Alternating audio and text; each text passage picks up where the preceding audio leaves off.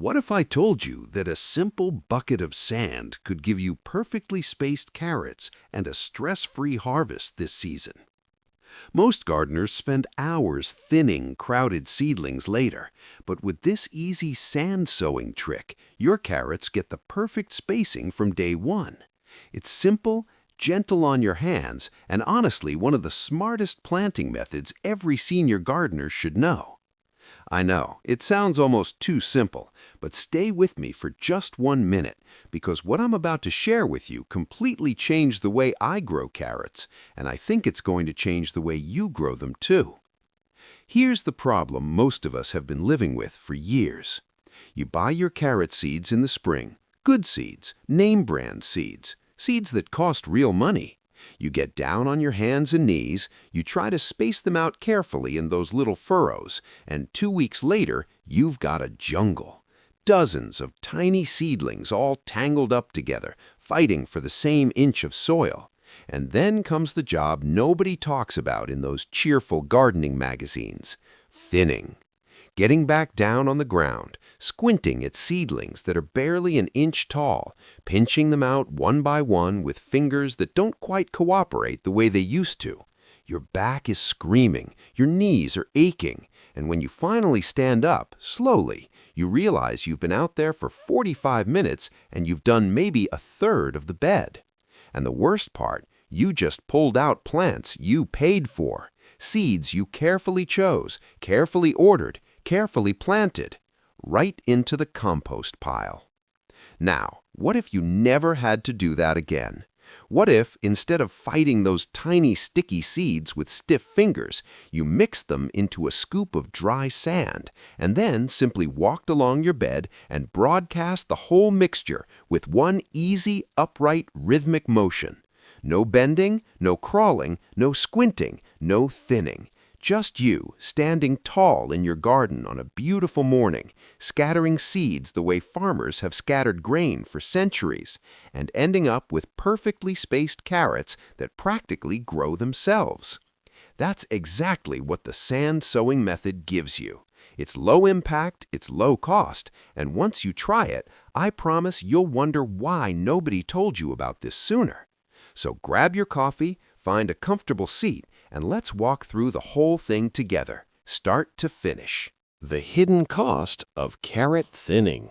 Now, I want to start by talking about something that doesn't get discussed enough in the gardening world, and that's the real physical cost that traditional carrot sowing puts on senior gardeners. Most gardening books and seed packets will tell you to sow your carrot seeds about 1/4 of an inch deep, roughly 1 inch apart, in rows about 12 inches apart. Simple enough in theory. But here's the problem. Carrot seeds are tiny. I mean really genuinely tiny. We're talking about seeds that are barely bigger than a grain of sand. Some of them are even smaller. And when you're trying to pick up one of those seeds between your fingers, especially if you've got any arthritis, any stiffness, any reduced sensation in your fingertips, it is incredibly difficult. So what happens? You drop 3 or 4 at once into the same spot, or you shake a few too many out of the packet. And before you know it, instead of nice, evenly spaced seeds, you've got little clusters scattered all along your row. That's problem number 1. Problem number 2 happens about 2 to 3 weeks later when those seeds germinate. Now you've got not one seedling, but 3 or 4 coming up in the same spot. And if you let them all grow, they'll compete with each other. They'll push against each other underground, and you'll end up with stunted, forked, twisted little carrots that are more frustrating than satisfying to harvest. So the books tell you to thin them. And that means getting back down to ground level, identifying which seedling is the strongest in each cluster, and carefully pulling the others out without disturbing the roots of the one you want to keep. Now, think about what that actually requires physically. You've got to bend over, or get down on your knees, or squat, for an extended period of time on ground that may be uneven, in a position that puts real strain on your lower back, your hips, your knees, and you've got to have fine motor control in your fingers to pinch out seedlings that are only about an inch tall. For gardeners in their 30s or 40s, this is inconvenient, For gardeners in their 60s, 70s, or 80s, this can be genuinely painful. Sometimes it's the kind of pain that lingers for days afterward, and over time, that kind of strain is one of the main reasons that senior gardeners give up growing vegetables altogether. And I don't want that for you. This channel exists because I believe gardening should be something you can enjoy for the rest of your life, not something that beats you up. There's also the financial side of this, and I think it's worth mentioning. Good carrot seeds aren't cheap. A quality packet of Nantes or Danvers or Chantenay carrots, the kind of heirloom, non-GMO seeds that actually taste like something, can run anywhere from $3 to $6 a packet. Some specialty varieties cost even more. And when you sow carelessly and then have to thin heavily, you're literally pulling money out of the ground and throwing it in the compost pile. What if there was a way to sow more precisely from the very beginning? What if you could place your seeds exactly where you want them, at exactly the right spacing, without having to handle individual seeds with stiff fingers? That's exactly what the sand sowing method gives you. The basic principle is this. Instead of fighting against the nature of these tiny, sticky, difficult-to-handle seeds, you work with their natural behavior. You use the properties of dry sand to separate them, to distribute them evenly, and to help them settle into the soil in a way that mimics what nature would do anyway. And the result is a perfectly spaced stand of carrot seedlings that requires no thinning at all. Let's talk about exactly how you do it. All right, let's get practical. The foundation of this entire method is what I like to call the golden ratio, and it's beautifully simple. You're going to mix 3 parts dry horticultural sand to 1 part carrot seed. That's it, 3 to 1, sand to seed. Now, let me just quickly say a word about the sand, because this is important. Not all sand is created equal for this purpose. You want dry horticultural sand, sometimes called sharp sand or builder's sand, the kind that's been washed and dried and has a nice light color, usually pale yellow or white. You do not want beach sand because beach sand often carries salt and can actually harm your seedlings. And you do not want wet or damp sand because the moisture will cause the seeds to stick to the sand grains and clump together, which is exactly the problem we're trying to solve. Horticultural sand is inexpensive. You can find it at most garden centers, hardware stores, or online. A small bag will last you many planting seasons. Now, why does this ratio work so well? Think about what happens when you try to handle carrot seeds on their own. They're so light and so small that they drift, they stick to your fingers, they clump together. It's almost impossible to get a consistent distribution.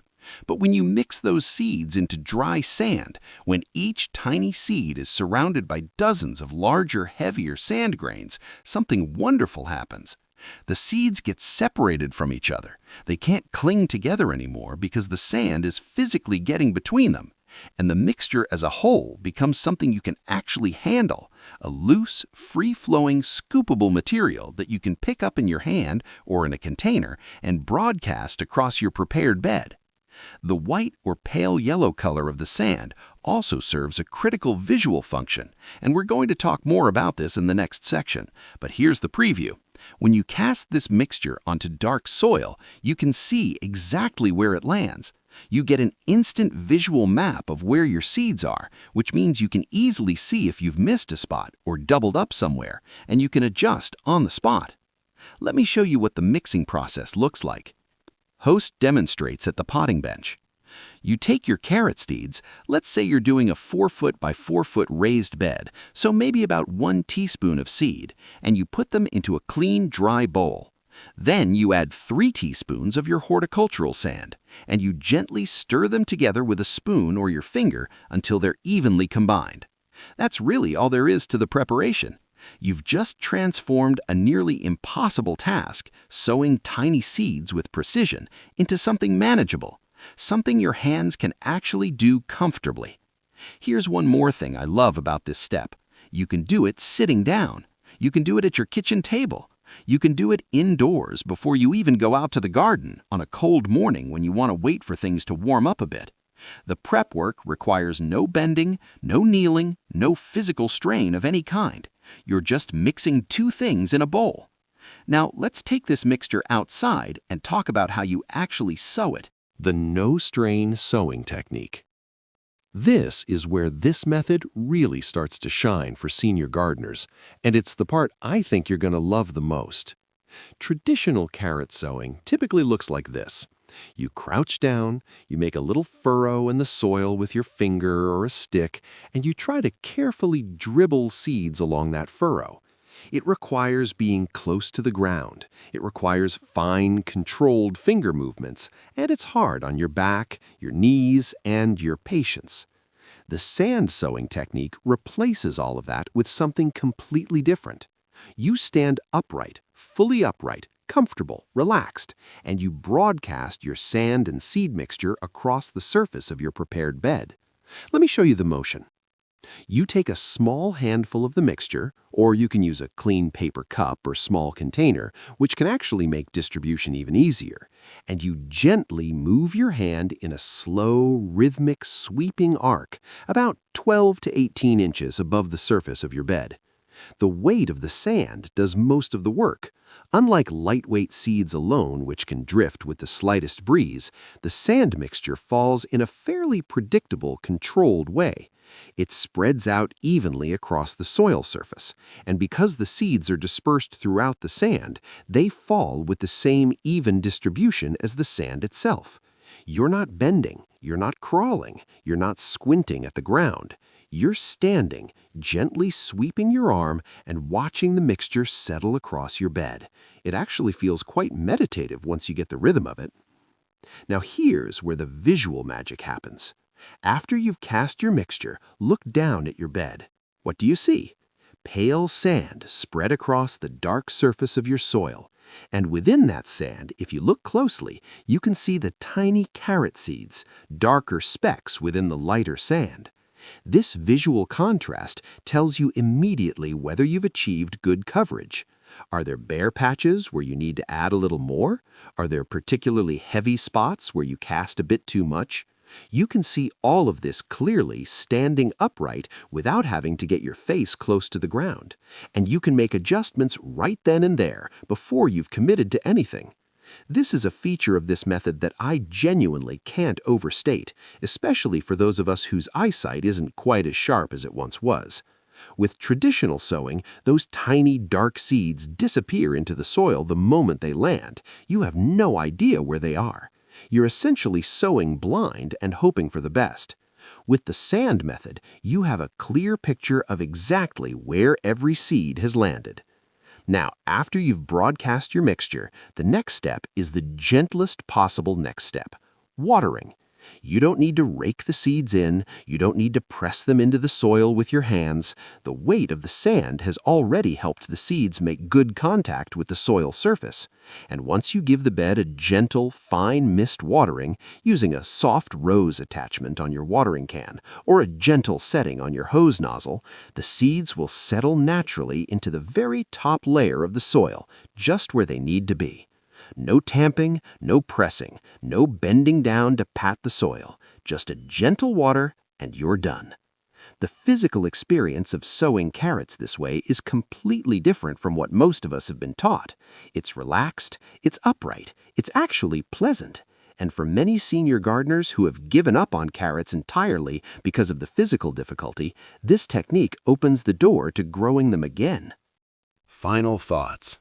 I've been gardening for a long time, and one of the things I've come to believe deeply the older I get is that good gardening isn't about working harder, it's about working smarter. It's about understanding your plants, understanding your soil, and finding the techniques that let you do more with less effort. The sand sowing method is one of those techniques.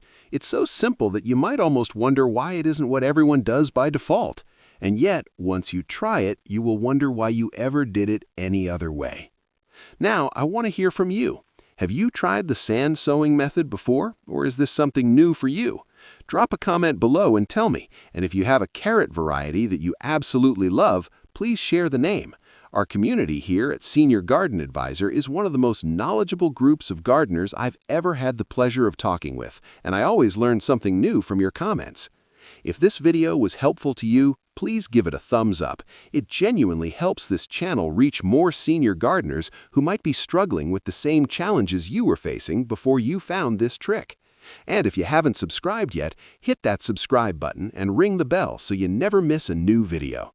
We put out new content every single week, all focused on making gardening more enjoyable, more productive, and more physically sustainable for gardeners just like you. Thank you so much for spending this time with me today. Now get out there, mix up that sand and seed, and let's grow something beautiful.